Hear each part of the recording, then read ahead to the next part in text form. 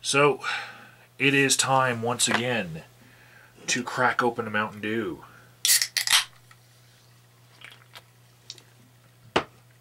And do an hour-long video. Or however long I want it to be. My 15-minute limit was removed, and I thank all the people who were involved in my question and answer video series, the one that I finished up just a few days ago. I got my limit removed 2 days ago, but I couldn't really capitalize on it because, well, following the occupation protesters is like whack-a-mole. You know, there's always something else to go see and do, and I'm just bouncing around everywhere. And because of this, there are things that I didn't get around to, like even the last 4 questions from my question and answer. I just put them all into one video when I finally got my 15-minute limit removed. Now, I thought that if I made enough videos in a row without triggering the content ID, that something automatic would just kick in Google's system, and they would see that I was once again a good uploader. And I don't know if it's just that the system fixed itself, or making a whole bunch of videos did the trick, but thanks anyway to all the people who did the question and answer series with me, because it might have been what worked. We don't know. Google doesn't let us know.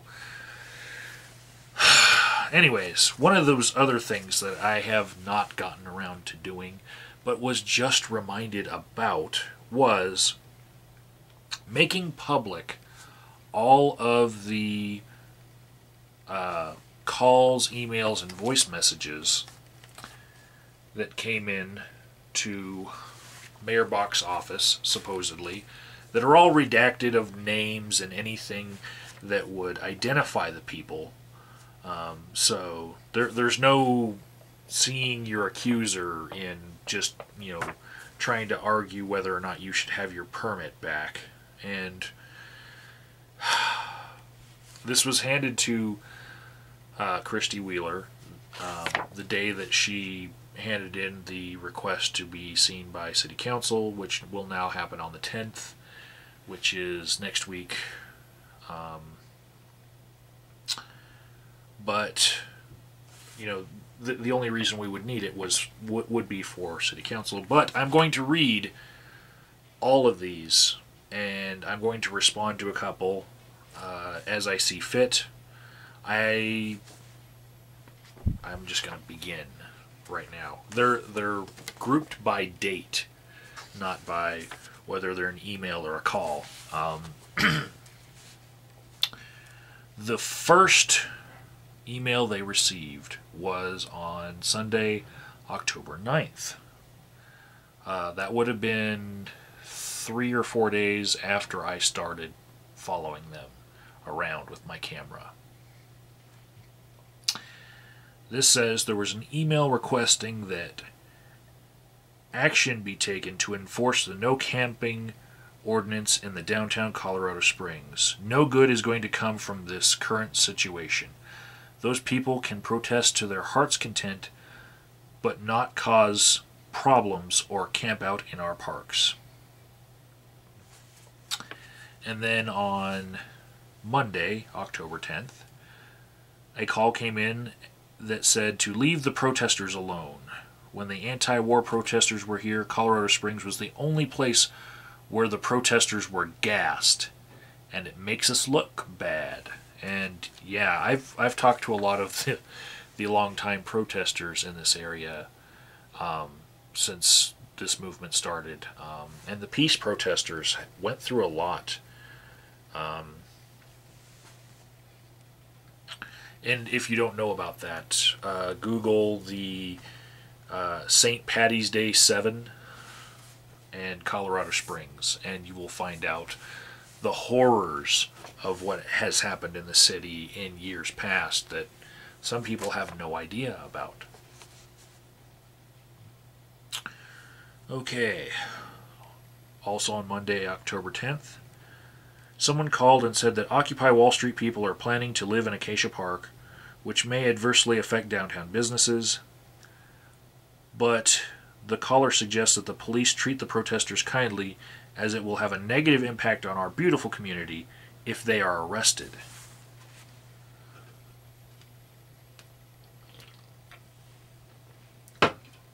And another call.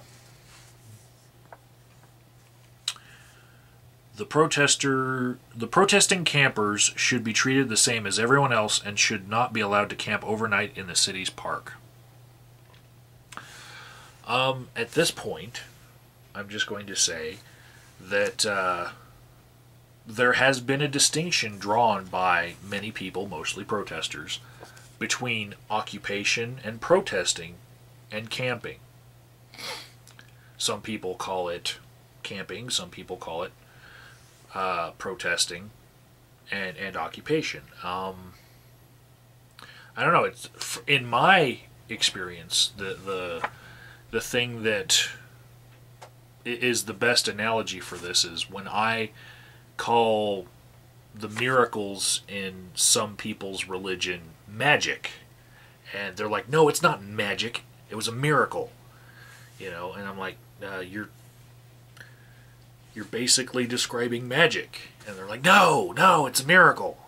You know, different words, but basically, the protesters' point by calling it occupation and not camping is that when you're doing it politically, it somehow is a different thing. And whether or not you agree with that, oh well. Yeah, people are split on that point. Tuesday, October 11th, 2011. Email saying he's been a resident for over 30 years and doesn't like what is happening in Acacia Park. The people protesting have no right to remain overnight in a public park. The many tea parties that were held in the park lasted only hours and got their point across. The people now protesting should do the same. You have my complete support to enforce the city ordinances and physically remove the transients from the park, especially if they are posing a threat to the property of the people of Colorado Springs. Their occupation of the park overnight is a blight on this city. Please continue to enforce the law. That one sounds like Mr. Clean. It really does. Of course, I don't know because all the names are redacted, but that one, yeah, it could be him. I don't know how long he's been in the city, though.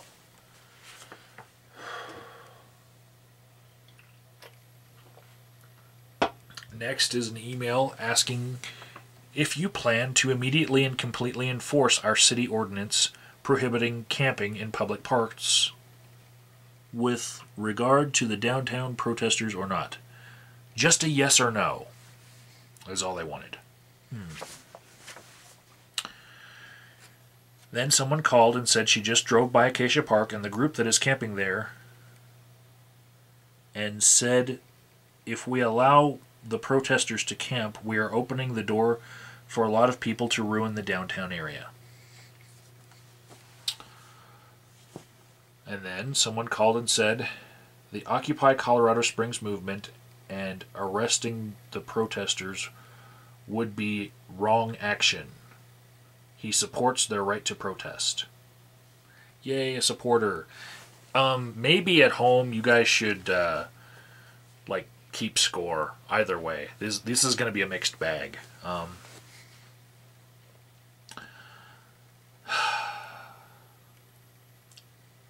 Voice message saying he's participating in Occupy Denver and heard that the Colorado Springs Police Department were going to arrest the protesters/campers in Acacia Park at 11 p.m. Tuesday evening. He warned that if that were to happen, they will be coming down from Denver in droves. Okay. We all know how that played out. I already have videos of that on my channel. That was not a miscommunication from the Colorado Springs Police Department. They actually did tell the protesters that they were going to enforce the laws, and that video came from Hossein Faruzenda's cell phone, and then it went out on my channel. And then when Sergeant Noblet, the public relations officer, said differently in a report to the Gazette, I believe, I called him out on that and used footage to show that he was right next to Officer Olszewski when she said that. So, yeah, that's where that came from. And there was a big media buzz and all that. You can look on my channel around Tuesday, October 11th, and then the next 3 days I was probably putting out videos for that.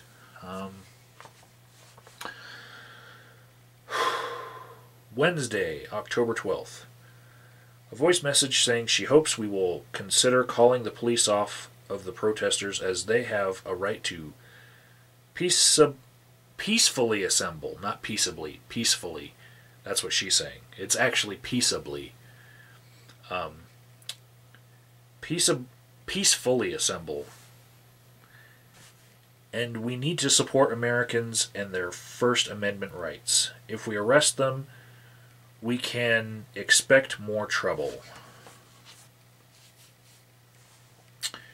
Voice message to leave the Occupy Colorado Springs protesters go and let them do what they are there to do, and everything will be great. Oh, it's two-sided. Thank you, Colorado Springs, for saving trees. Voice message saying that if we want to get the people out of the park, just turn on the sprinkler system. They'll pack up and move, and if they don't, just turn it on more often, and they'll get tired of getting wet, and they'll move out of the park. You don't have to all of this other hassling and arresting them and throwing them in jail. They'll move. Good luck. That is a very interesting voicemail, because the entire time that I've been covering them, from about October 6th, I think, it might have been October 3rd. I'm fuzzy on that, but the entire time I've been there, the public restrooms for Acacia Park have been locked and no one's been allowed in. And I found out that they only turn on the water to the park in the summertime. Uncle Wilbur's fountain is actually like a little water attraction for kids to run through, and sprinklers, spray up. And I think they turn off the water to the entire park, both to conserve water and also because the pipes might freeze and break something, and they don't want that to happen, so they drain all the water out of the fountain and the bathrooms and everything, and then they just lock up the bathrooms.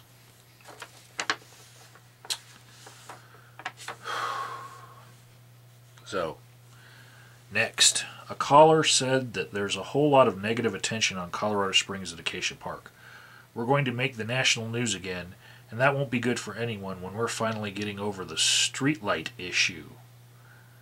Protesters have video cameras and cell phones and will be sure to capture what the police do to them, so we need to leave them alone and prioritize what needs to be handled.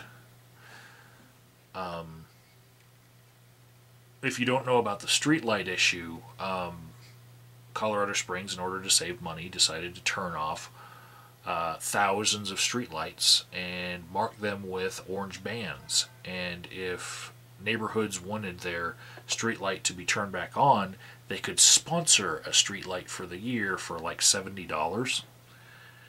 And basically that was a way to get people to pay for the electricity to run the streetlights, by extorting them, by saying if you don't, you're not going to get any light. And a lot of people made fun of that because it was going to promote crime, because, in high crime areas, I guess people could scurry around in the dark. They're worried about cat burglars and stuff. But all the high traffic areas got to keep their streetlights on. It was just neighborhoods, mostly. So, another caller said, "We need to get those clowns out of the street downtown in Acacia Park." He said, "You're the strong mayor, so get them off the street and don't pussyfoot around." Ooh. Ow.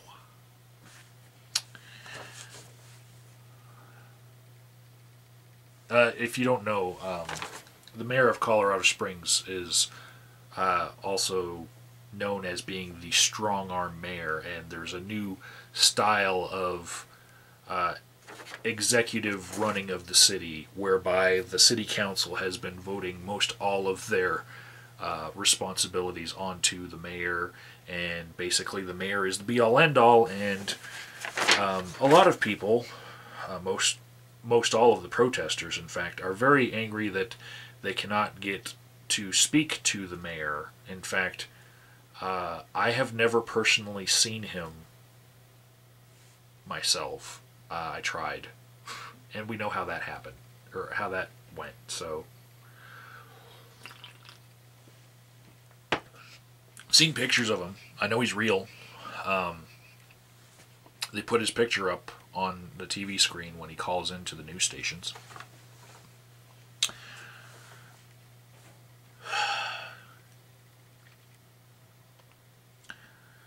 So, next one. Someone called and asked why police get to pick and choose who breaks the law, and asked why the mayor and CSPD haven't done anything about the campers. I mentioned that I had seen a report on the morning news on this subject and purposely drove down Nevada Avenue past Acacia Park on my way to work and saw people on the sidewalks, but didn't see any tents.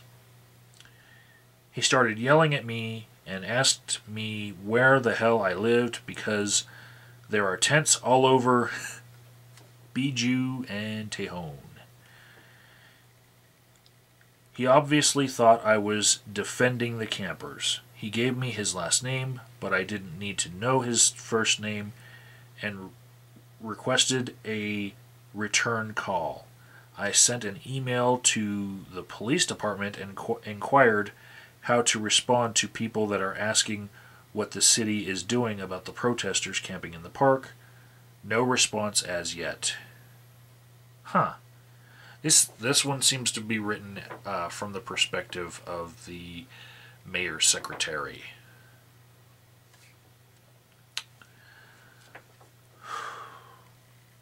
He's got a few of them, but if you do go down to the mayor's office in Colorado Springs, I'd suggest talking to Denise.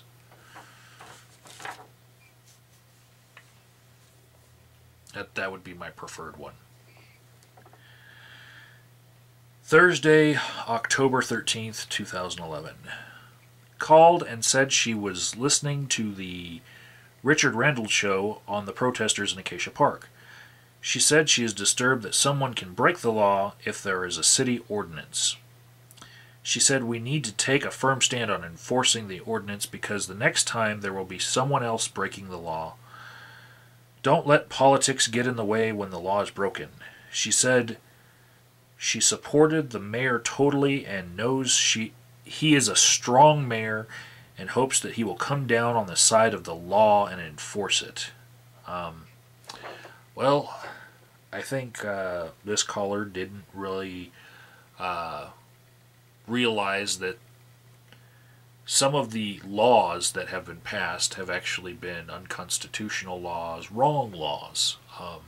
And there was probably a lot of debate going back and forth as to how to enforce these laws and not have them be challenged in court, because when they get challenged in court they could be overturned, And there was a problem with a tent city in Colorado Springs about 3 years ago. Just go ahead and Google tent city Colorado Springs and you'll see things like 2009, 2008, 2009. And that was the reason why they made no camping ordinances. They don't want those things overturned. They really don't. So they try to enforce things in a way that you know that you're getting arrested for one thing, but then they'll call to the city's attorney and try to get it listed under some other law. And it was very apparent the way that Nicholas Galetta was arrested, and when Jack Semple and Amber Hagen were arrested, you could see the police officers calling in like, what can we arrest them for? It's on my videos and on other people's videos. Hopefully by now we all know all of the YouTubers and people who had cell phones in Colorado Springs. Let's see. Voice message saying, "I'm so disappointed in you, Mayor, that you don't know what to say. First Amendment rights are First Amendment rights. They occupy the sidewalks and not the parks, so leave them alone." Around that time, it was actually disputed as to what was part of the park and what wasn't. In the closed-door meeting where Hossein was allowed to film, they were saying that the park was curb to curb. Lots of confusion. Okay. Voice message saying that she just heard that you are waiting for complaints before removing overnight campers from Acacia Park, so she'd like to complain. A caller said he wondered how long this has been going on in Acacia Park. He said he just got out of Memorial and had surgery and will be on dialysis and is supposed to stay clean. And he just took his dogs to Acacia Park and there was a man urinating on the sidewalk and the place smells like an open sewer.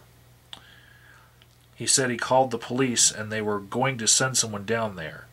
He said the park is absolutely filthy and nasty and doesn't see any porta potties. He left because his doctor wants him to stay clean and healthy.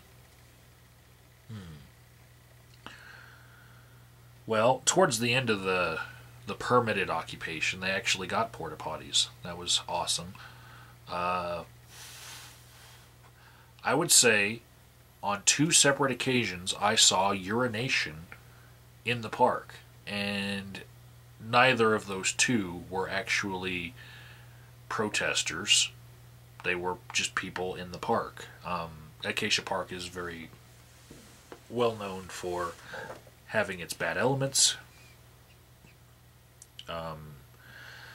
And I can tell you the different places that the protesters were allowed to use the restroom. I've gone over this in other videos. The Pita Pit, the Euro place, Subway. Subway, you had to buy a cookie for 50 cents, but, got to pee, and it was worth it. We had a whole bunch of urination cookies, like a pile. You could... Anyways, yeah. I wonder if that guy was going to clean up after his dog, because most people don't when they're walking their dog in Acacia Park. And if your doctor tells you that you need to stay clean, prior to the protesters being there for that permitted period, no, that was not the place to go if you were wanting to stay clean, because it was full of a very bad element of society. So you wouldn't go there. Let's see. A voice message saying she is a Colorado Springs resident and thinks this Acacia Park thing is ridiculous and that other people can't use the park that normally do. She wishes this mayor would do something about it and get this park cleaned up.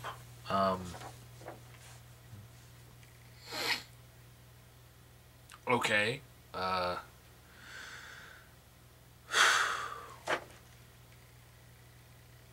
What I have to say about that is there were a lot of that criminal element that started leaving the park because the protesters were there. And now that the protesters are not there as much, that criminal element has returned.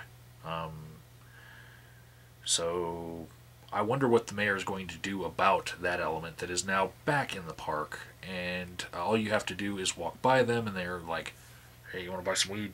You know, you know, you know, you need some acid." They'll say it under their breath, but it's not.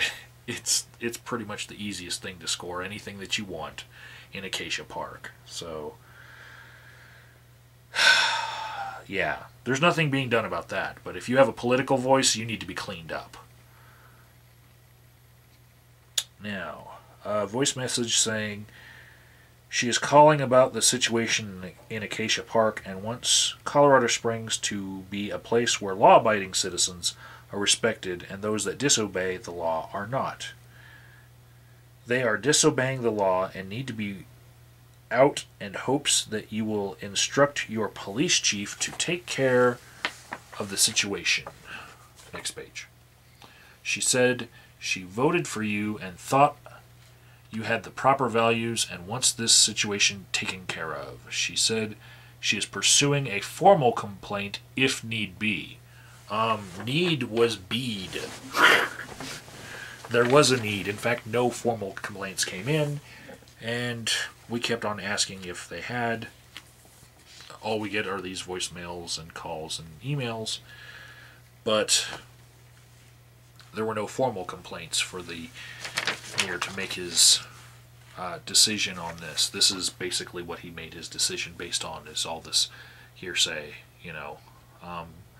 and there weren't even any like official health inspections during the permitted time. No one had a checklist at all. 30-day permit to protest 24/7. There's a kitchen there, and although we saw people wanting to take a look, no one ever came with an official checklist. Like, are you doing this and this and this right for hygiene?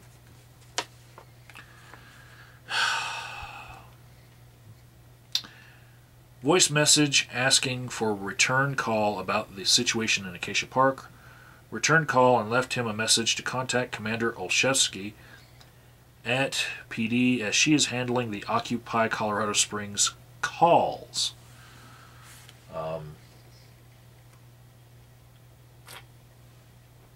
Okay. Voice message saying he was listening to the radio and wonders why those nut jobs in the park can break the law and they don't do jack about it. But if he were to do the same thing, he'd be freaking spending the night. Just wondering. And again, it's people considering it camping instead of occupying. And really, I would say a lot of people need to look up just the basic definition of occupation. There is a element to it where people are supposed to do something wrong, and it's somehow protected speech. And I encourage everyone to look up the history of occupations before the Occupy movement. The history of occupations in America. Look it up. Let's see. Took a call from a man who said he was calling in support of Occupy Colorado Springs. When the city first passed the ordinance, it was unconstitutional and was meant for people that are causing crime and doing something bad. Occupy Colorado Springs has no one living or camping at the park, and the businesses are in support of it. He said it's a waste of police resources when there are other things they could be spending their time on other than watching what's going on in the park. He said this has told him one thing, and that is that he will not vote for Mayor Bach in the future. Yeah, I can attest to specific businesses that were in support of it, that were in the area just right there. You know, like Caddy Corner, across the street, like any businesses that were not in support of it. That, you know, I never met a businessman that was there that wasn't in support of it. But if they were not in support of it, then they weren't directly facing the protest. And a lot of those businesses that were directly facing the protest got a lot of business. Even the corporate ones, or the franchisees. Let's see. Caller wondered what is being done about the campers in Acacia Park. She said she likes Mayor Steve, and Jeff Crank likes him too. And she likes Jeff Crank. She said she called CSPD and was told that those people are not breaking the law, but she has heard conflicting stories and wonders what is going on.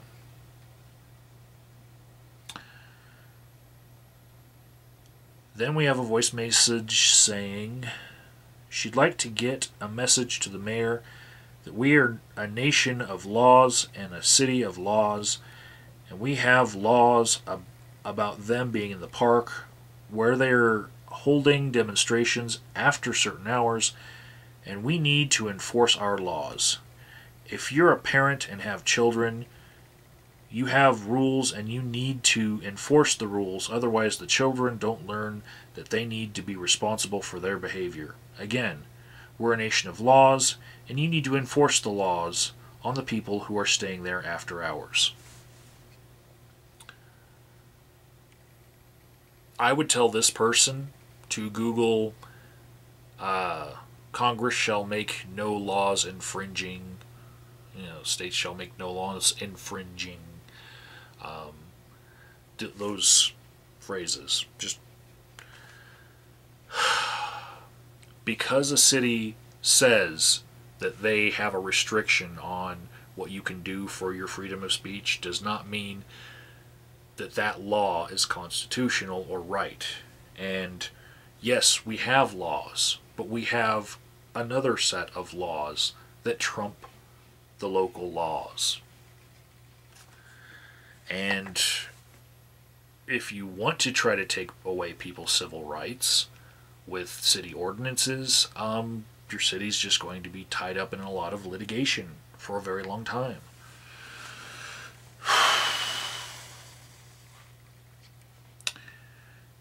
Voice message complaining about the mess in Acacia Park downtown. Yesterday they were out and they were going to do some shopping and go to a store on Tejon, pick up some jewelry and get some shoes. Eat, and ended up going to Manitou and dropped about $500 and did their Christmas shopping at the same time. Decided she was going to boycott downtown unless this mess gets straightened out. Said she has some people coming in next week for a wedding and they will probably be going to Manitou, then up to Woodland Park. If you can chase the people out of the bars downtown, then you can chase these people out too. I know they have the right to protest, but protesting ends at 11 p.m. and they can start back up at 5 in the morning. If you can't enforce the laws downtown like you do with the homeless and like you do with the bar people, then there is something wrong. We vote, so think about it. Thinks it's time you put your foot down and enforce the city laws that the city has.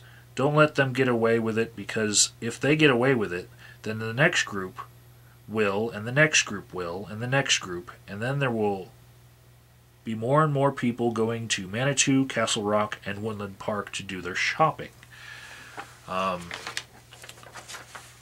funny thing is, I've actually seen protesters in Manitou and Castle Rock. Haven't been out to Woodland Park lately. But, yeah. Like you're going to get away from occupations. This thing spread nationwide, you know. There's one in Pueblo, too. Let's see.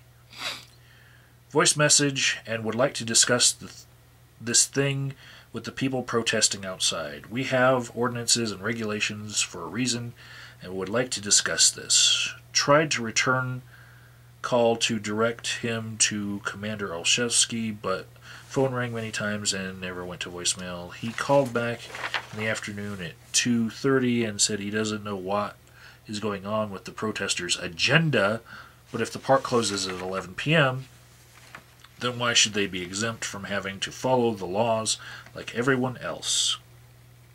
They should have to leave at 11 p.m. and return at 6 a.m. He doesn't agree with the tents and sleeping in the park. They have a right to free speech, but there are rules for a reason.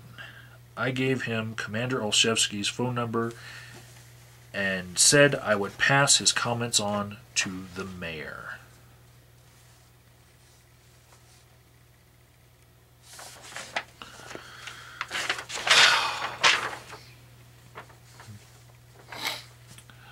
Voice message saying he doesn't need a call back, but is calling regarding the Occupy Colorado Springs guys in Acacia Park and is very upset that we are handling the situation wrong. They are touting their constitutional right to gather and protest, but there is also a constitutional right for equal protection under the law and everybody's equal standing under the law. And if we are going to be chasing homeless people out of there and not letting them sleep in any other public area in town, then we can't let other people do the same thing. I think we should make it clear that they can come and they can protest every day, but they shouldn't be allowed to sleep in Acacia Park. That's just not following the law, and you have to apply it evenly to everybody. Good luck, because no matter what you do, you're going to make somebody mad. That little bit at the end, awesome, sage forethought there. Yeah, no matter what you do, you're going to make someone bad. Voice message saying she's concerned about Occupy Wall Street in Acacia Park. It seems like we have a double standard. We are kicking the homeless people out of homeless camps, but allow these people to camp in our parks when there is a city ordinance against it, and the usual excuse is that we don't have enough people and this group is from out of town and can't handle it. Protesting is fine and free speech is fine, and she's all for it, but giving one group preference over another is totally wrong. We need to arrest them and get them out of there if they're camping. Voice message saying she's lived in Colorado Springs since 1975. Please, Mayor, move these people out of there at 11 p.m. at night. Tell them they can come back at 6 a.m. They do not belong there. It's against the law. Please enforce the law. If we're going to be a city of laws, then enforce the laws. I thank you very much. Voice message saying she doesn't need a call back, just wants to say that she is hoping the mayor and police department will enforce the law with Acacia Park protesters and make it fair for everybody. If there are rules that are in place and the laws that are in place, then they need to follow them like everyone else and keep it safe and keep it clean. She said she was just listening to the radio this morning, and they say some people are avoiding the area and not shopping downtown, and that is going to hurt our city and our reputation, and hopes the mayor will take action on that. A voice message saying she lives in Colorado Springs and is calling to ask Mayor Bach to support the constitutional rights of those protesting in Acacia Park. They are Americans and have the constitutional right to do that, and is asking for his support in allowing them to exercise those rights. Anything else would frankly be a violation of what he is held to do. Thank you for listening, and we hope to have your support. Voice message saying that she tried to email the mayor through our website, and it was asking all kinds of questions, and she doesn't even know what some of the things are, and we shouldn't make it so difficult to email the mayor. She said she wrote a long message and it got lost, but she was writing to complain about the demonstrations downtown, and they don't intend to go downtown shopping again until all that mess is cleared up. She said there is a camping/no camping law and it should be enforced. She said everyone criticized the Tea Party, but they met in the afternoon and they had a permit and they cleaned up after themselves, and she doesn't see why these people can't follow the law as well. Someone said there were no complaints about them. Well, she is complaining. And she's not going to go back downtown shopping until they're gone. Thank you, and please make your email work easier. Voice message calling about Acacia Park Occupy group. She strongly believes this group should be allowed to stay, understands the concerns, but they're training to raise awareness in the community and have their voices heard, so thinks it should be supported, that you believe in free speech and allowing these people to get their message across to the community by letting them stay.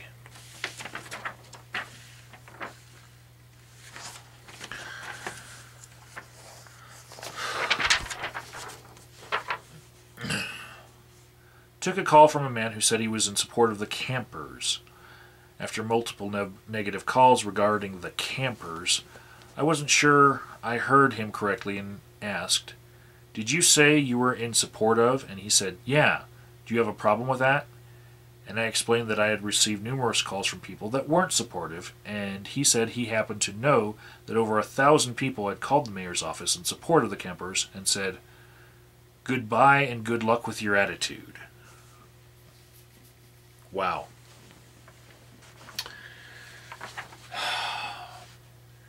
Took a call from a man who said his 12-year-old daughter and asked him last... Okay, I'm just reading it the way it is. Took a call from a man who said his 12-year-old daughter asked him last night, "Daddy, if someone is breaking the law, doesn't somebody do something about it?" He said she asked him why the homeless couldn't sleep in the park, but the protesters at Acacia Park were allowed to stay. He said they had a long talk about laws in the Constitution and how laws come about, but said his 12-year-old daughter's question really threw him off when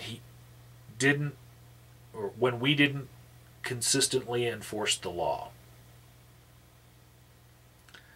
Wow. Really? No, Virginia, there is no Santa Claus. Well, it's more plausible than, I guess, a lot of things I've heard, because there's a lot of 12-year-old daughters in the city. Now, mind you, every message that I have read so far in this long, rambling video, every one of them was at least 1 week before the permitted protest. I am now beginning the messages from Friday, October 14th. Voice message saying that the city of Colorado Springs uses code enforcement to harass people claiming that it is their neighbors complaining, and then a couple of misfits sit there and take over a city park and we have no ability to remove them? What a sorry place to live.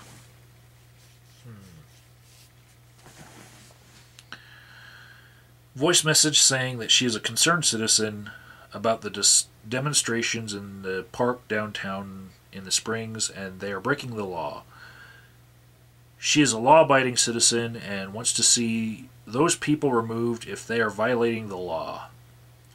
We all have to follow the laws that are in place in the city, the county, and the state, and the country, and there is no reason why these lawless people should be allowed to continue there. Let's see some backbone and clean up this mess. Wow. Caller said he thought the mayor was there for the citizens and to protect the citizens, and asked why nothing is being done about the protesters in Acacia Park. He said he talked to CSPD and they told him to call the mayor's office. He said, "We clearly have a law that there is no camping and wants to know when the mayor is going to do something about it." He said he seems to be a deadbeat mayor. Said since Obama has gotten into office, nobody cares anymore. It's a socialist country and not a free America anymore.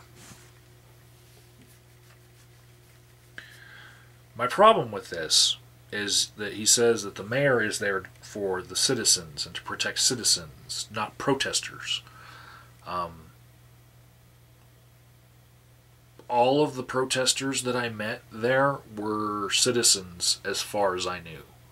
I saw a lot of their driver's licenses and yeah, very, very few, maybe like 1%, could I really question whether or not they were a citizen.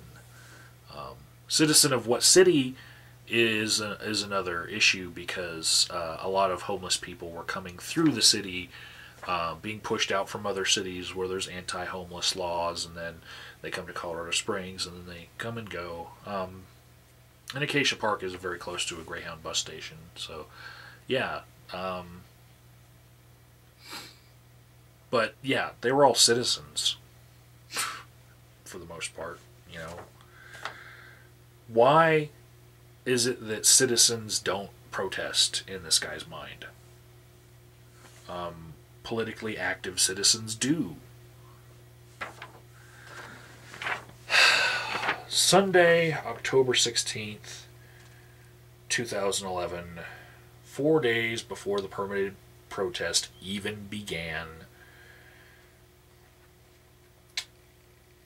Voice message saying he lives in Denver and is part of the Occupy Wall Street, Occupy Denver movement, and is very unhappy that those that are standing in solidarity with us in Colorado Springs are being falsely accused of urinating on the sidewalk.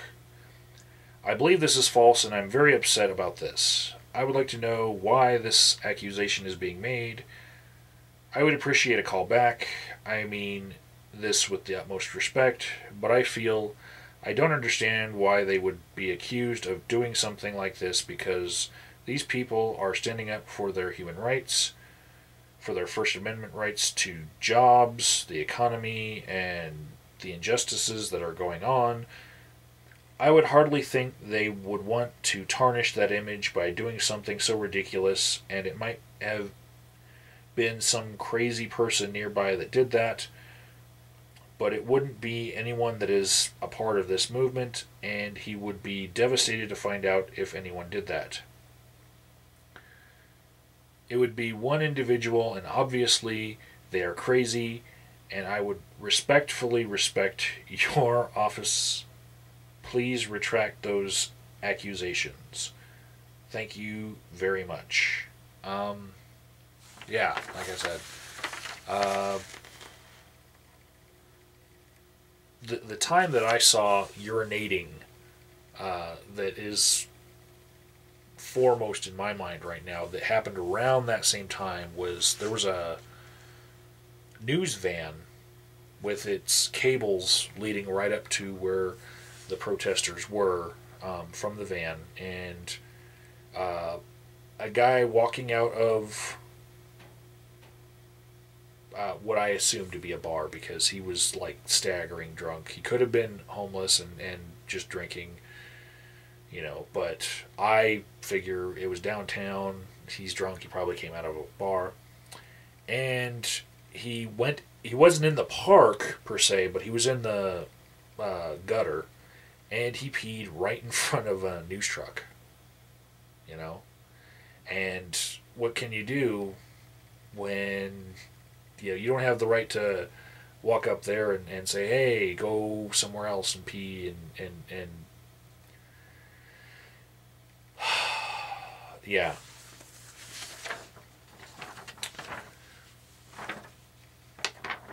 But you know what? You know what would be great to keep people from peeing in the park? To actually run the restrooms that are locked up. You know, like further into the fall and earlier into the spring. Because the entire time I was there, the restrooms were completely locked. So if somebody has to spend 50 cents at Subway to buy a cookie to get a key, or wait in line to use the restrooms after he's bought that cookie, you know, and he really has to go, what's he going to do, you know? Voice message saying that he lives in Denver and is keeping a close and keen eye on the actions of the police force in Colorado Springs. Basically, what I'm trying to tell you is that the police aren't the people we're mad at. It's the people like you that send the police our way, but we're not going to stop. We're not going to stop. We're not going to stop today, and we're not going to stop tomorrow, and eventually we'll be coming to your doorstep. I promise that.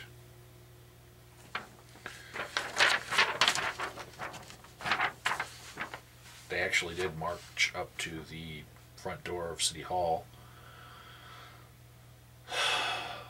Caller wants to lend her support to the folks downtown, the Occupy Colorado Springs folks. She's been down there, and these are wonderful people. They are hardworking, and this is the fabric of society that we need to support. We may disagree on some issues, but the core level issue is that they stand for what is right, true, and just in the world, in our community. She said she's just in awe of what they are doing. They are all working and very functional, and I would implore your support. I love this community and do a lot of volunteer work in this community and wish to support those who want to improve our community. I thank you so much for your support, and we'll talk soon. Really? You get to talk to the mayor? I don't get to talk to the mayor. Occupy protesters don't get to talk to the mayor. They try. They end up getting suckered into talking to police in a closed-door meeting. No talks with the mayor.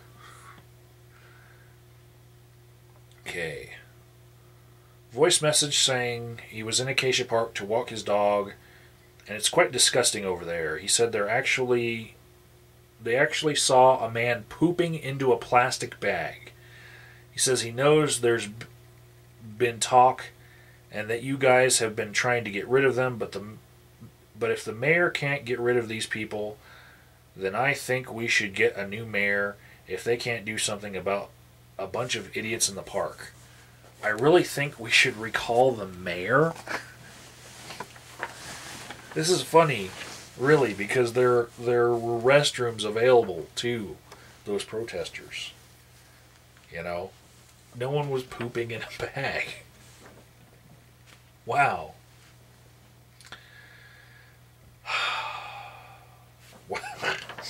Pooping in a bag.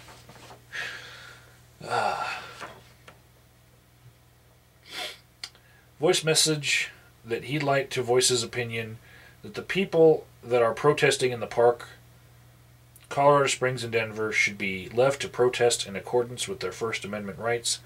And if they're not, he will be one of the people out there to support the cause of occupying the area, to protest the problems of our government and the corruption of everything today. Please call me back in response to my opinion being voiced.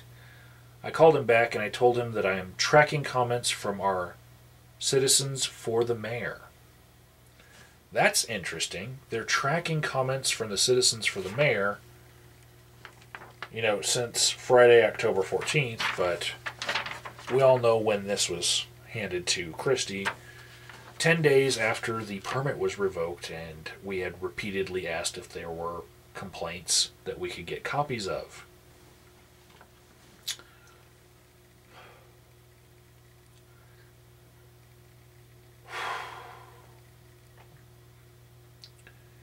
Voice message saying he would like to talk to the mayor to give him a call tomorrow morning or whenever convenient in regards to the Occupy movement in our parks. Thank you. I called him back and left a voice message that the mayor cannot return his call, but I would be happy to pass along his comments to the mayor if he'd like to call me back. A voice message saying she is a native of Colorado Springs and a tax-paying citizen of our city, a business owner and a supporter of Occupy Colorado Springs. You, as our mayor, should be the first person to be protecting our First Amendment rights. I don't see that being done. It's not a pick and choose. It's something we all have to do. A portion of my taxes goes to this park, and there are certain areas, regardless of what the Colorado Springs Police Department tells you, that is public property, and we do have the right to be there. Just wanted to let you know that, and that you take it all into consideration and do some research, because we are not moving from here. Please do your job. That sounds like a protester.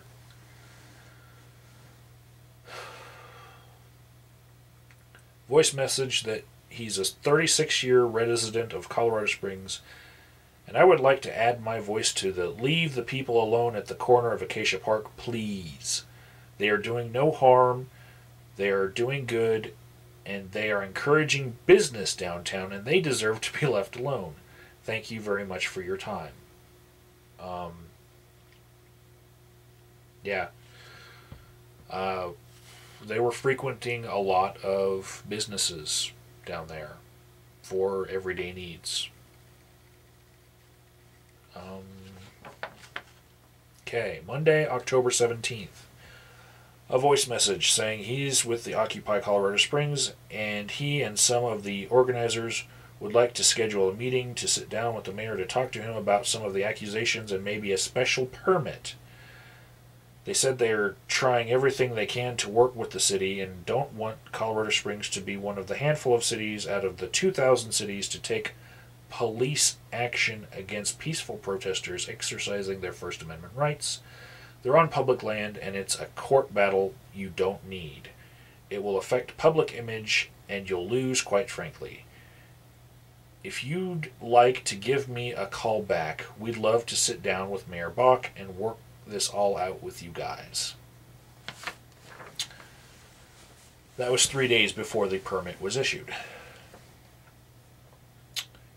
Tuesday, October 18th, 2011. Caller wanted to express her support for the city attorney's decision to uphold ordinance on overnight camping in the park.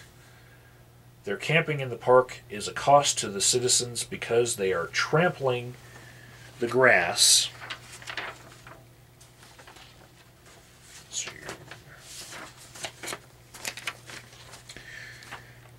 And publicly going to the bathroom.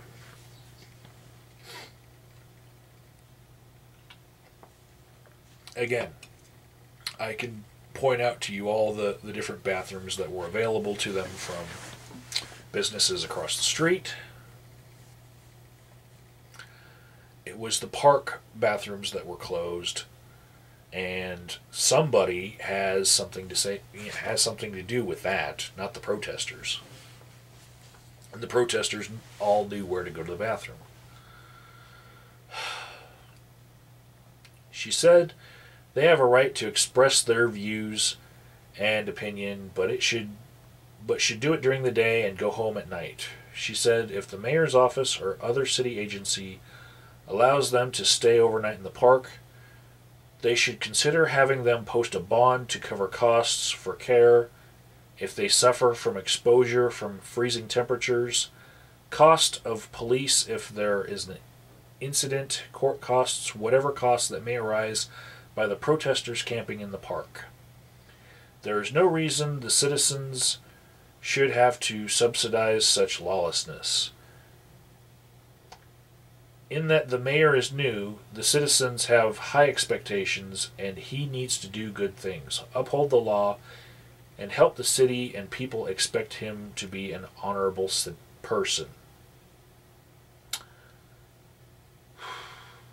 Well, what I have to say about that is the city's going to be incurring a lot of costs, and also I've heard about costs like $10,000 in extra police coverage for a Veterans Day parade, where I actually have video of that on my channel, and the four old fogies that they had standing next to the protesters, basically in the middle of Bijou Street. Yeah, those four old fogies for what, 3 hours were worth $10,000. And they don't normally have that much security, I guess. All the rest of the police officers were working other intersections where the protesters weren't, and the protesters were handing coffee to veterans, coffee and donuts. You know, there was a special booth set up just for signing cards to mail to troops overseas. And they were saying that $10,000 extra was spent on security because the Occupy protesters were there. For 3 hours. And like four old fogies. Like they stuck their oldest police officers that they had there. You know? And you know how much it is to rent a Colorado Springs police officer? Somewhere between $25 and $50 an hour, if you're a Tea Party. But if you're being billed after the fact by somebody who's running up the budget, then I guess it's $10,000.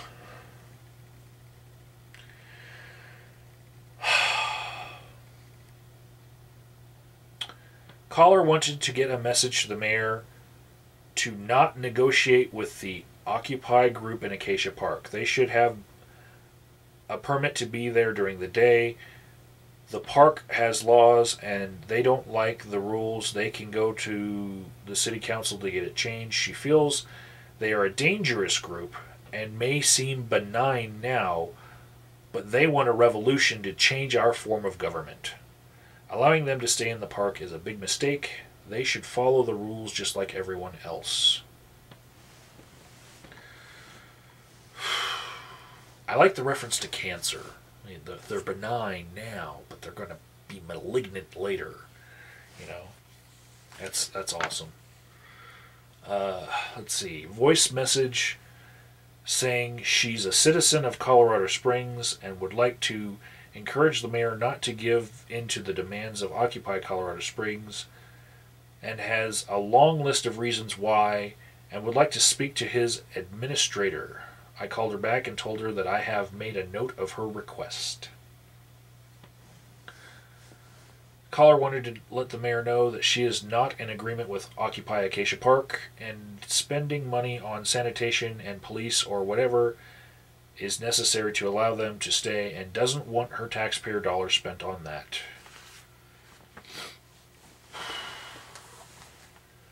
Voice message saying she does not expect a call back from Mayor Bach, but has serious concerns about not being able to park downtown to do business. You know, I found it really difficult to park downtown, and still do. The parking is a mess there. It really is. She wanted to go downtown to a downtown store the other day, and Occupy Acacia Park protesters are monopolizing parking spots. Not paying the meter either, and thinks it's time to put an end to this illness. She takes her grandchildren park hopping, and they go from America the Beautiful Park to Uncle Wilbur Park, and she is not comfortable taking small children to that area with those people and their vitriolic yelling and carrying on, not to mention that hygiene is a concern as well. It's time to put an end to it. Thank you. Now, from time to time, during the day, those protesters are still there on that corner. But there are times during the day now that they're not, because we have so many things going on. If I were to film the times of the day where they're not, I would say that the criminal element would be back into place and doing their thing. And I'm surprised anyone takes their children to Acacia Park, to that area when the protesters are not there. Really, it gets bad really bad. Unless there's an event going on that scares away all of the drug dealers, you don't want to go there. Um,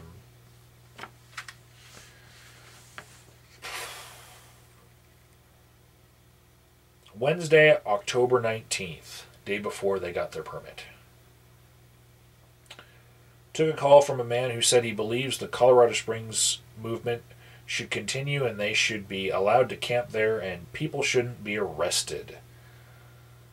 A voice message saying she wants to make sure that the Occupy movement be allowed to continue on Tejon Street and doesn't agree with arresting anyone. They should be allowed to camp overnight and have their tents set up. She said clearly this is a global movement, and if Colorado Springs can't partake in this, then maybe she'll have to move.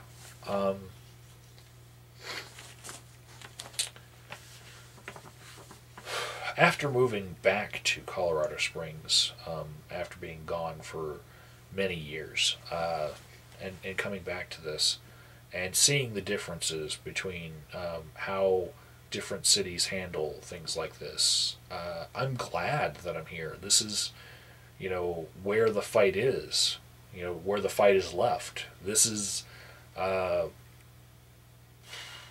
if you go to other Occupy movements, they have no problems at all because the city's like, meh, Go to Occupy Oklahoma City. They have their tent city going, and we send people there that are homeless if they aren't up to the fight, they've come here and they just need a stable place, and they don't want the threat of police evicting them.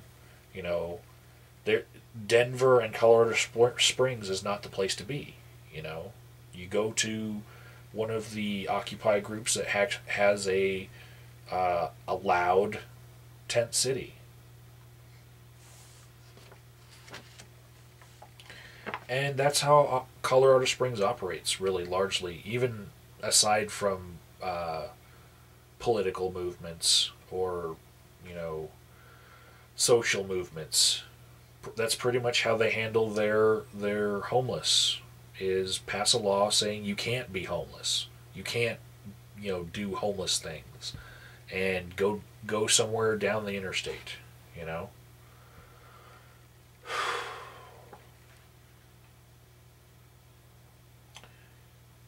Thursday, October 20th. That would be the day that they went in and got the permit. Caller said he's part of the Occupy movement and he would like to sit down with the mayor and have an intelligent conversation. He said in no way are they trying to give the mayor a bad name and wants to prove that they are good people. Okay. Caller said he learned that Occupy meeting was canceled. I explained that Chief of Staff was willing and agreed to meet with Jason only. He said the Supreme Court law upheld peaceful assemblies and local government should not upride that right, but rather provide support for it. Asked for a return call.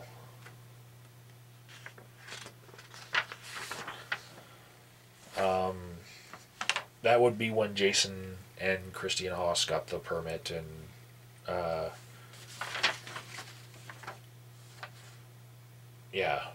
they were delegating who would talk with the city and be liaisons.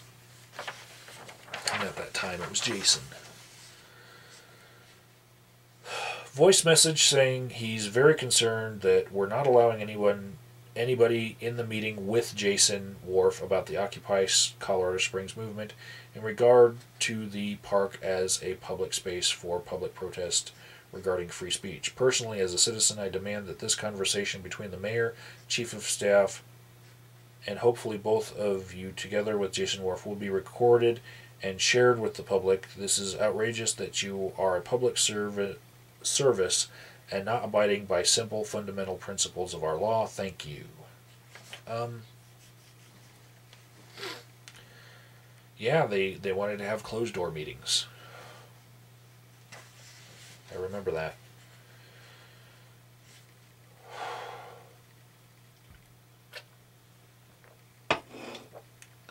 Friday, October 21st, 2011. Called to encourage the mayor to meet with the Occupy Wall Street group and give them a permit. I told her a permit had been issued, and she said, I don't know. They just told me to call the mayor's office to get support. Okay. A little late. Yeah, because that was the day after. Sunday, October 23rd, 2011. Voice message calling to express her disappointment in the way protesters in Acacia Park are being handled. Thinks it's pretty sad that a permit was given to them for the amount of money that it was given to them and for the time allotted there. Within this permit, she understands that they were told they cannot sleep in the park, but they can sleep in a pop-up tent, which is kind of crazy and doesn't seem to make much sense. Also, as far as she's concerned, and she has several high-dollar items that she needs to purchase from downtown businesses, but has no intention of coming downtown to buy these items as long as protesters are allowed to hang around unlawfully in Acacia Park. Thank you in advance for taking care of this matter. Thank you in advance. That's one of those, you must do it now because I have thanked you. I've already thanked you, so now you're obligated.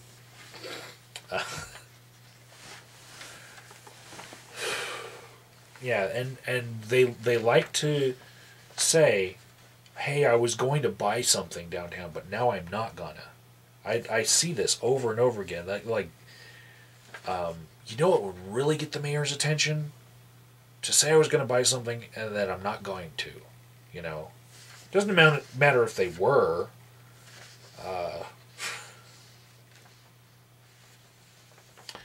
I have no idea what these high-dollar items would have been for the place that they were at. Either a cell phone from the AT&T store across the street, which doesn't really feed small businesses at all, or perhaps a very overpriced comic book. I mean, there was the medical marijuana dispensary, and there's well, I don't think that the Indian store sells incense that would be this high dollar item. I don't know. What is it? You know, they should say specifically, like, I was going to buy a comic book from that store, and I'm not going to buy it anymore. There, I'm going to go somewhere else. I was going to go buy dinner at Poor Richard's, which is a high dollar item at Poor Richard's.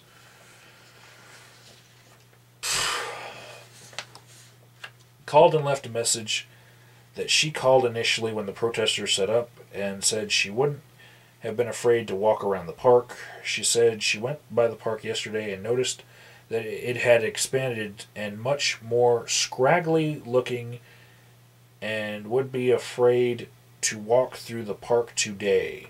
She's not happy that they are there and doesn't think it helps our image. She doesn't think the permit should be renewed when it's up. Monday, October 31st, Halloween. Voice message saying the reason she is calling is to say that you have one more supporter to get rid of the protest down in Acacia Park. Asked a few simple questions this morning, was cussed at, and was told that basically all people that have small businesses are bad, and that we're going to have to come to become a socialist society. It was unbelievable what I heard and experienced, and those people just need to get off the corner. The other option is that maybe we could start at open dialogue. Maybe we could get some of them to come to the table and have open dialogue about what it is to be a small business downtown, and to have people tell us that we are bad because we get up and go to work each day. Let's try to get an open, critical thinking dialogue going and get this on TV so we can get these tough questions answered and not have these guys out here doing some of the things they did this morning. It was disgusting. A further comment would be, well, I'll just wait and see if you can call me back because I'm just wasting your phone space. But I'm a little upset with those guys. They need to go. Maybe a dialogue would be part of the solution.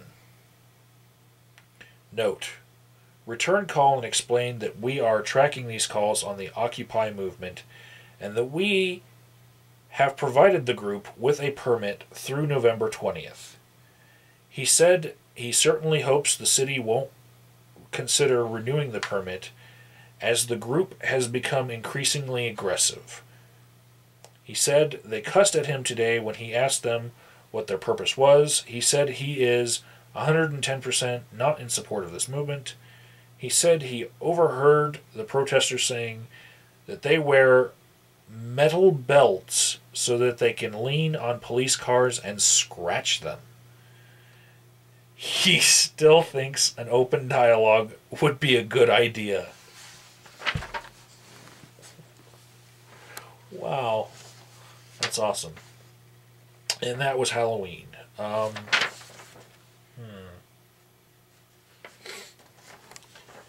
Yeah, about that open dialogue. Yeah, the protesters are going to go to as many city council meetings as they can, but that would be the only way for them to get any sort of dialogue. They get like timed 3 minutes and your time is up. You get 3 minutes to talk. And yeah, there's no talking with the mayor one-on-one.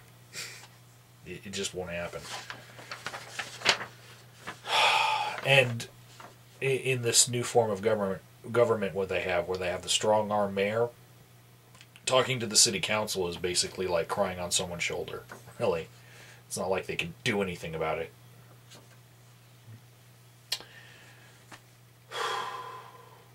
Yeah. Thursday, November 3rd, 2011. Let's see. This goes here. The Colorado Springs group is committed to being there with integrity and are very well put together. He supports them for being there for a year, which is what he thinks they're asking for. The original permit was actually 30-day renewable, but if it got renewed, it would be renewed for a year, but still revocable. But yeah, it was a year. Somewhere in the writing there, as far as I understand. Caller said he has concerns about the Occupy group and hopes that their permit is not renewed. He has a downtown business and used to go to the park at lunchtime. Really? For what? Crack? Crack sandwich? He said he wouldn't go there now because of the atrocities and things he has seen going on in the park. He said he was cussed at because he is a small business owner. He said he heard them chewing out the Subway shop manager and then asking him if they can use his bathroom in the next breath. He said they are using foul and aggressive behavior to anyone who doesn't agree with what they are doing. He said he has a lot of concerns and the way that they are going about it is wrong. He said sometimes it is quiet, but most of the time it is nasty. No one in the Occupy group hates small businesses. Seriously. No one. This is hilarious stuff that some people have called in with. Oh. Voice message saying she is a tax-paying citizen and would like the mayor to extend the permit for the Occupy people at Acacia Park. She thinks it would behoove us to have a peaceful movement at the park and asks that the mayor please extend the permit. Thursday, November 17th. 3 days before the permit was revoked. Caller wanted to speak to the mayor. I said he was unavailable, and he said he would wait until he was available.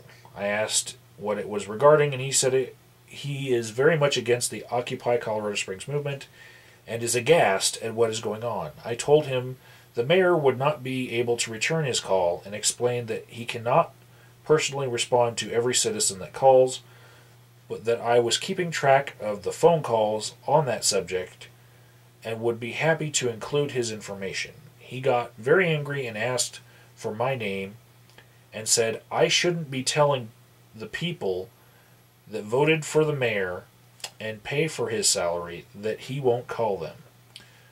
I again told him I would be happy to take down his information, and he said that he's been in Colorado Springs since the 1940s, born in 1955. What? Wait. He's been in Colorado Springs since the 1940s, born in 1955, went through the school system here, and is amazed at what is going on downtown with the city allowing these people to camp in the park. I'm going to guess that there's some transcription error there. Okay. Yeah, it's very hard to talk to a guy who treats running a city like this is Fallujah and thinks that you can run a city by not being a public face and not being approachable by the normal lay person. And that's what you get when this happens. You get a lot of people pissed off about not being able to personally talk with their mayor. And personally, I would say, if you're not prepared to talk to a lot of people all day and work more than a 40-hour work week and just keep on talking to people all day, maybe you weren't prepared to be a mayor. Just saying.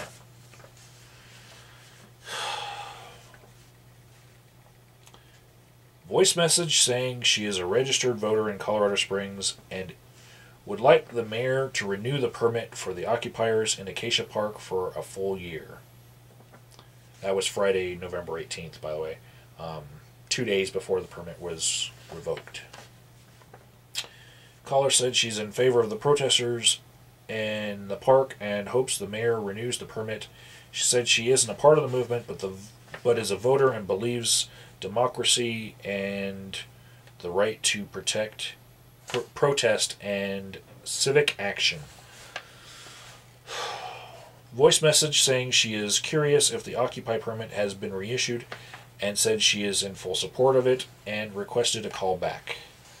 Voice message saying he's a Colorado Springs resident and would like us to not renew the permit. He said you can see that they have violated the permit and that we have permitted them to have, and they are a danger on the corner because their tents don't even hold up to the winds that we have, and appreciates us not renewing the permit.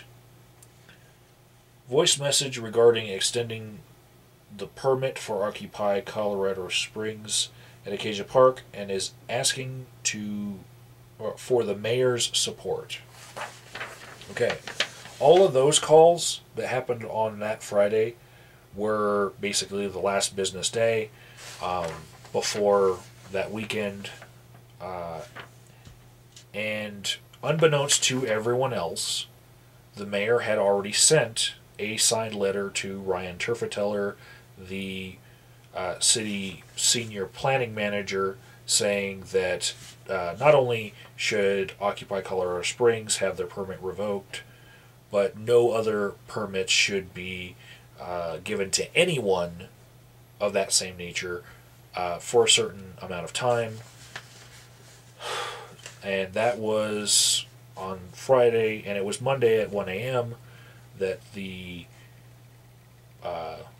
police came in after 2 hours of notice to take down what was left, what they couldn't, take down by themselves. So all of these calls were actually in vain. The decision was already made and wasn't being told to anyone because I guess the mayor's end game was that horrible police action and that spectacle that it became. Saturday, November 19th, 2011. Caller said she's a citizen and a taxpayer and cannot believe the mayor has allowed the Occupy movement to go on so long. I advised that they were given a permit through November 20th. She said, "It is ridiculous that we chase the homeless away and allow these people to camp in our parks and sidewalks." She said she is all for freedom of speech, but they should go home in the evening and come back during the day to carry their signs. She said they are costing taxpayers money. She said it is going on too long and living there is wrong. She asked what kind of people they are that they don't have jobs and can hang out in the park all day long and all night. She said the mayor needs to be reminded that he will be up for re-election one day. There are a lot of protesters down there that had jobs. And still have them. Yeah. So this point keeps on being made that it's not the same protesters out there 24/7 sometimes. Some of them were, and what kind of people are they? That they don't have a job? Well, they're unemployed. Are they looking for a job? Yes, many of them are. Yes, I saw this personally that they were. I've actually been at Jack's house and seen an entire table, filled with people filling out filling out job applications in a circle, and they were all going to the same places and dropping off their applications. People do try to get work, and the unemployment rate is not just because people are sitting on their ass and not wanting to go to work. Some of them are actively looking for employment and can't find it. And that's why they become protesters. Okay, so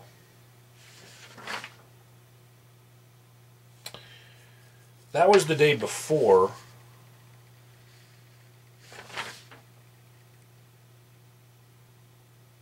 Let's see. Wait.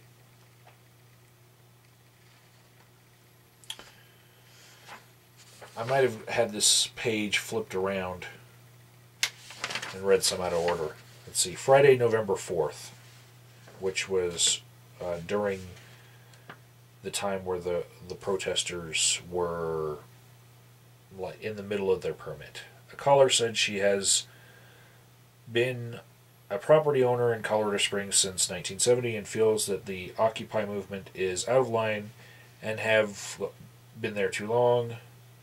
Citizens pay for use of the city parks with tax dollars, and the occupiers are getting more advantage than the Tea Party people that stay there for a short time and then leave, and everything is clean and quiet again. There are also traffic problems coming from any direction that has to pass Acacia Park, creating a potential hazard. Caller said she really appreciates the Occupy group at Acacia Park. Oh wait, this is the next caller. Caller said she really appreciates the Occupy group at Acacia Park, and she said she thinks they are doing a good job and making a positive impact on the community.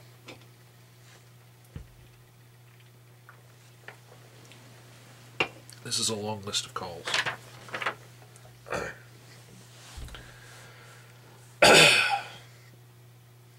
Tuesday, November 8th, 2011.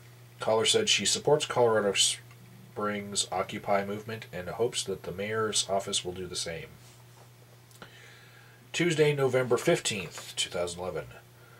Voice message saying he was calling to express his hope that we will continue to allow the protesters to renew their permit for their ability to protest and maybe even to put some more tents down there because it gets crowded at times. Thank you very much. Caller said he wanted to compliment the mayor on doing a good job in handling the Occupy protesters. He said if they want to hang out with a permit, then that's fine. It's better than pepper spraying them. Caller owns a downtown business and said their sales have subsided dramatically since the occupiers in Acacia Park. He said his customers have complained that they are apprehensive about coming downtown and having to park by the occupiers. He said he doesn't think it's all related to the economy, but more because of people on the street corners. He said he had a customer over the weekend that told him that if the occupiers were still there by Christmas, he didn't feel it was appropriate to bring his family downtown. He said people have asked him why they are being allowed to stay there. He said he has been approached by the occupiers and said he always goes around to avoid being approached.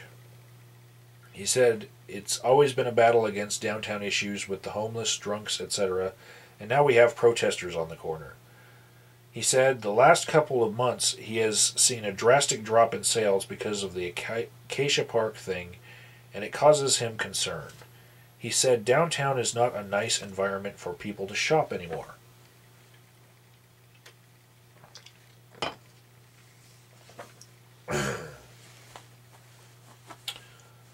Caller asked when the city was going to have the occupiers obey the law and get out of the park at night. She thinks it's disgusting that there is a law and we're not enforcing it.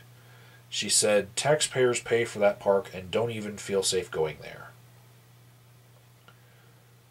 Caller said he is in support of the Occupy Colorado Springs to renew their permit and thinks that they have really been a model for the Occupy movement. They have contributed to the downtown by supporting local businesses and are a role model for the movement in comparison to what other cities are doing. So, put that page back in order. Sorry I got a few out of order. This one is from Tuesday, November 15th.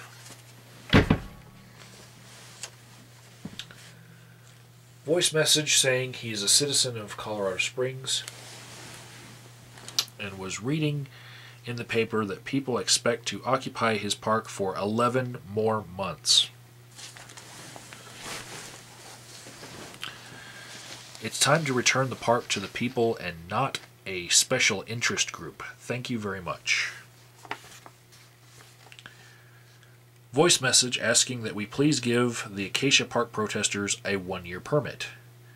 In the interest of disclosure, she does not know any of them personally or professionally, but if they are saying something democratic, they should have a 1-year permit.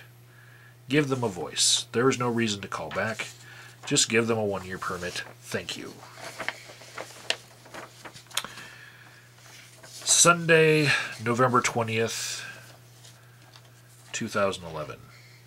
Voice message saying she believes that the people at Acacia Park, we need to not have them there and we should deny them to camp there and everything. She said she is a voter and voted for Steve Bach and she believes he will do the right thing, but thinks we need to have them move and that is not a campground. Thank you. Okay, so that last message was basically a moot point because the decision had already been made. The axe was already in the air. And Monday, November 21st, 1 a.m., the protesters were forcibly evicted when their permit was not renewed, and they couldn't get all of their gear out in time. They might have gotten it out because they had a whole bunch of a whole bunch of their tents that were then reinforced with wood, because part of the permit said that if the structures that they had blew over in the wind, they weren't legal. They had to be able to withstand the wind. And they had some canopies, and there was some really strong wind, so they reinforced them with wood and built them up. And yeah, so in 2 hours, there was no way that they were going to be able to tear them down. But it didn't have to come to that, really. And what I saw that day, I didn't understand it at the time on Sunday, November 20th, but there was a guy that came around 6 o'clock. His son had already gone down past the mountains, and he had a flashlight on his hat, and he was looking in the tents, checking things out. And we figured, maybe he's a city inspector or something. No. He actually worked for the crew that the city had hired to haul away all of the protesters' gear, and he was getting, pretty much an assessment of how much he was going to have to move. Because he already knew it was coming. I saw him later, and I pointed it out to Haas that I had seen that exact same guy with the flashlight on his head when they were hauling away their stuff. So,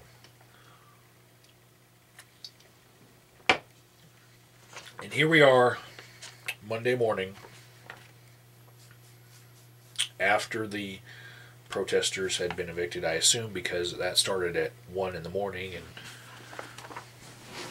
those were wee hours. Voice message saying she is a concerned citizen and wants to urge you to please let the occupiers stay where they are and don't let the police go raid them because they have freedom of speech and freedom of peaceful assembly. Please do the right thing. Maybe these voicemails weren't listened to over the weekend. Maybe no one was listening because that sounds like it's a little late and just listened to on Monday, not actually made on Monday. Voice message saying he wants a call back immediately as to why he was told on Friday that we didn't know anything about whether this permit was expired or not. That was a blatant lie. He said this is going to the press first thing and is also going to court. We're fed up. This is absurd. It was very underhanded what you did to us, so I will see you in court.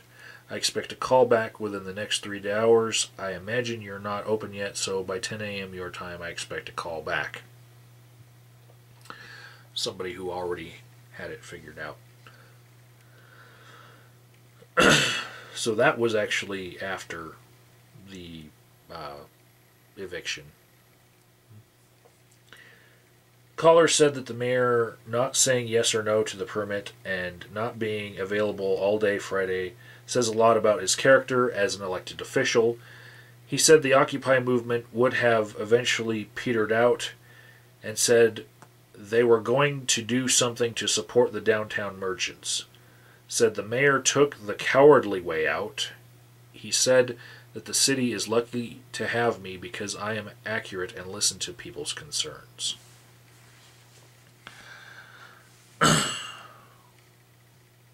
Voice message saying he just wanted to call the mayor's office to thank him for not renewing the permit for those folks on the corner of Bijou and Tejon, and said that he's very happy about that.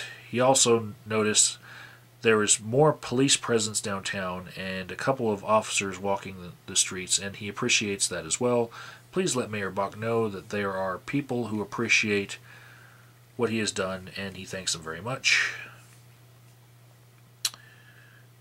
Voice message from a citizen who just got done standing over there by Occupy protest, and some of the stuff he heard was very disturbing, especially concerning Mayor Bach. He would love to have someone contact him so he can give some information on what was said over there. He does not want his name mentioned about all this, please.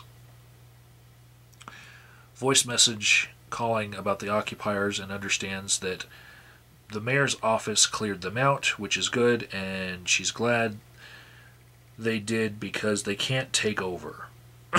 They have to obey the law, and the taxpayers are the ones paying the bills for the police protection and everything, not the occupiers that are doing that stuff, so I'm glad.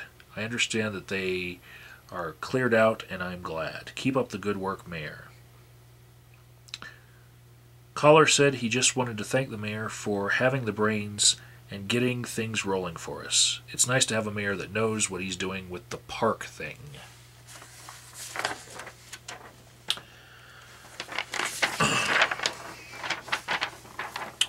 Voice message saying she called over the weekend saying the Occupy people should be given an extension. They are exercising their democratic rights.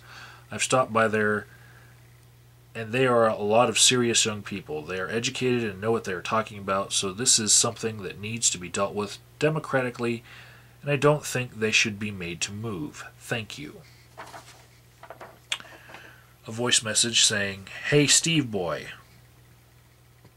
people do not need permits to protest under a constitutional republic, which is what this country may have been once.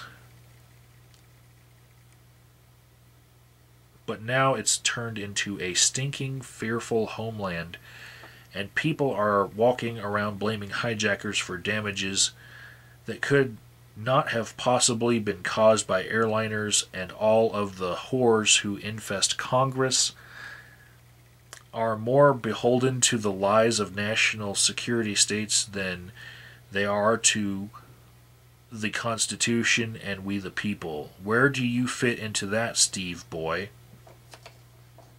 You can just deny a permit and everything is better and the protest goes away?" And then he laughs. "Steve,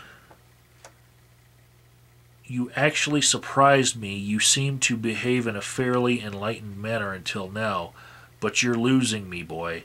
You're losing it. We're all losing it. The whole plan is going down the tubes. Sorry you seem to be willing to go along with the nonsense that has people believing that the great evil leads to great energy, and the humongous energy surplus at ground zero, which has been unaddressed, unrecognized, and undiscussed, must have been caused by hatefulness or something.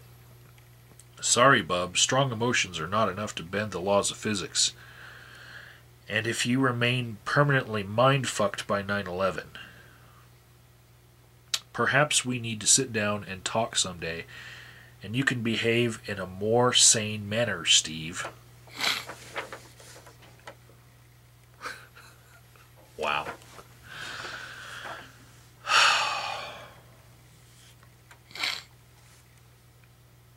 Voice message from the same caller above saying, "It's vital for the mayor's education that he hear this message. Hey Steve, do you know what you have when you have a system that is of the corporations, by the corporations, and for the corporations? The Occupy protesters don't know what it's called. They just know that it is wrong, and it is not by the people and for the people. What it's actually called, and don't hold your breath waiting for the corporations that feed us our big news and print us our textbooks to provide us with such a handy label. What it's called when you have a system that's by and for the corporations is fascism. Are you a fascist, Steve? Do you want to disagree with the definition, or just deny it, or live in denial yourself? Steve, a system of, by, and for the corporations is a fascist system. It is a very strong and powerful form of government and doesn't serve the Constitution or we the people. It serves the shareholders. The bottom line is lack of conscience, lack of humanity, lack of empathy. Is that the kind of city you want, Steve?"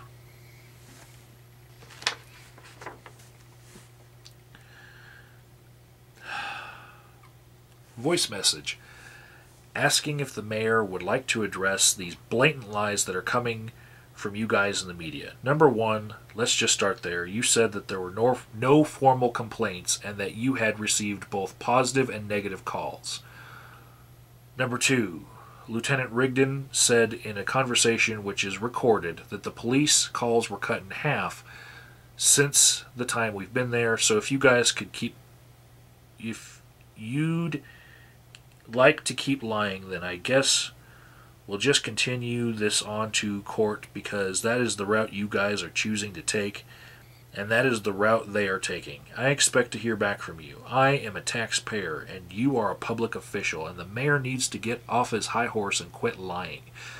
Either way, one of the next calls you will get will be from our attorney, and we'll see you in court. I hope you enjoyed your homeless ordinance, and I hope you can justify spending taxpayer money in court on this. Have a great day.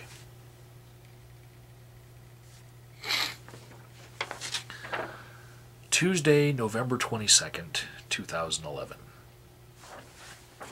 This would be the day after the eviction. Voice message said that she is calling, as many others are, I'm sure, about the occupiers, and I just hope that our tax money doesn't have to go on for having to clean up behind such a bunch of indigents. I don't care how much money they've got and how many iPads and the rest of it that they have. I just think that it's wrong, and I hope that today's choice tells them to go away, because I don't think that they have a right to infringe on our rights. I know socialists don't think that way, but I do. I'm not a socialist. Please let those people go out in the country and set themselves up if they've got something to do like that, but I don't think they'll do that. Thank you so much for your time and for listening. I appreciate it.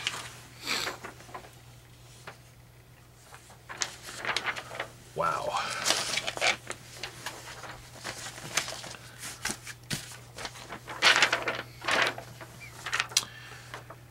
Took a call from a citizen who preferred not to leave a name, but said she just wanted to thank the mayor for cleaning up that mess downtown, and that enough is enough. Said it was a disgrace, and she said her friends appreciate the mayor for cleaning it up. Wednesday, November 23rd, 2011. Voice message saying he's a small business owner downtown and would appreciate a call back. Said he really appreciates what the mayor did in not renewing the permit for Occupy Wall Street people on the corner of Acacia Park, and said that it was a big improvement. Just wanted to let us know that the protesters are still cussing out people and are meaner than ever, and would like to discuss it with us. He said they're getting pretty aggressive and mean down there. Returned a call, and he said again that they were getting aggressive and mean. He said he just spoke with 2 police officers that will be patrolling downtown, and he's very happy about that. He said he typically avoids the Bijou Tejon corner because of the protesters, but the light happened to hit when he got there, so he walked over the corner by the protesters. He said they were trying to talk to him, and he kept on walking, and they started cussing him out. And after he cleared the area, he heard them cussing out another man that was behind him. He said later a customer came into his business and told him that he had also gotten cussed at. He asked if there was a possibility of having a public forum for business owners, etc., to discuss the bozos downtown. Sounds like a guy who doesn't like cussing, but I actually do like that idea at the end, that there should be some sort of public forum just for business owners, and that the mayor should attend, and that all these business owners should get together. That would be awesome. And if one of the things that they talk about on their regular meeting of business owners and the mayor, downtown, if one of the things that they should talk about were the protesters, that'd be awesome too. But they should talk about a lot of things, like how to employ more people so that they don't become protesters because they are looking for a job and they can't find it, and they pretty much know that there are people that could be doing something about it, And they're trying to do something about it by saying, look, we see some problems, you know. So yeah, let's get the business owners and the mayor downtown meeting. Cool.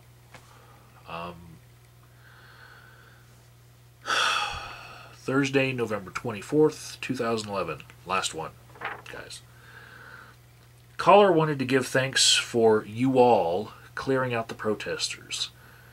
She said she wants to thank the mayor and his staff for taking that stand and doing such a good job so far. Glad you're there. Again, wants to give her thanks for your initiative on that. No need to call her back, but wanted to say, God bless you all, and she hopes that God continues to lead and guide you. I wonder which God she's talking about, really, because where do you think Jesus Christ would have been?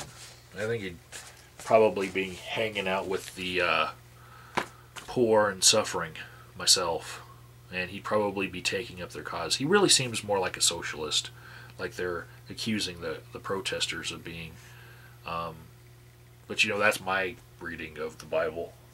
Anyway, that is all of the Occupy Colorado Springs calls, emails, and voice messages, as per what Denise, the mayor's secretary, handed Christy Wheeler on the day she put in the request to see City Council, which was November 30th.